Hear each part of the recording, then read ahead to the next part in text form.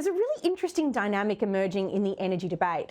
Young people, particularly those who have a belief in man-made catastrophic climate change, are providing a surprising amount of leadership when it comes to offering policy solutions for low emissions baseload energy stability.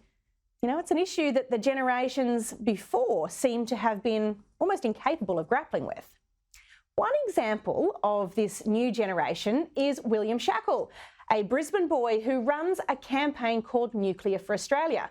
And at just 17 years old, as of last Tuesday, make sure we wish him a happy birthday, he is prepared to have a mature conversation about the potential of nuclear energy, as well as confronting and mitigating its risks.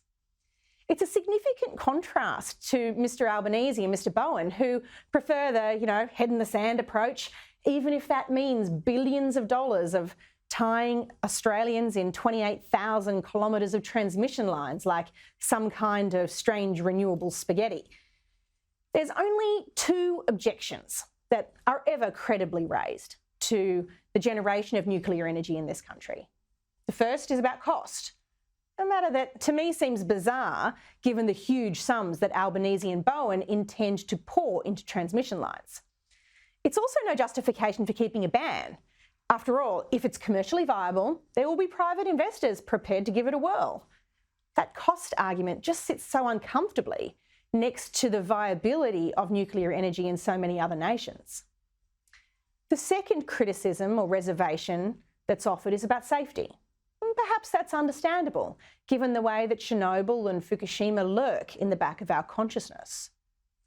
But in a landmark NASA study published in the Environmental Sciences and Technology Journal recently, it says that from 1971 through to 2009, 1.84 million human deaths were prevented thanks to the use of nuclear power, with an average of 76,000 deaths prevented per year from 2000 to 2009.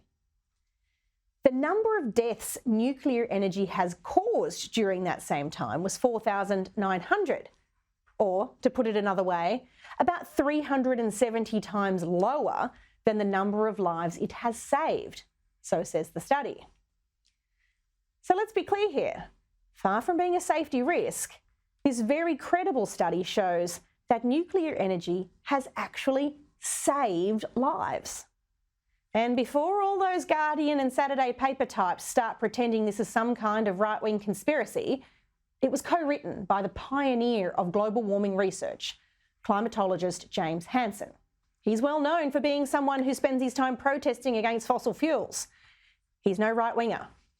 So the very green campaigners who are responsible for the science of global warming, that science we are expected to accept lock, stock and barrel and without question, have also produced the science showing nuclear energy quite literally saves lives. But somehow that science isn't being accepted and acted upon. So not only is nuclear energy the lowest emission way of generating electricity, it's also very safe.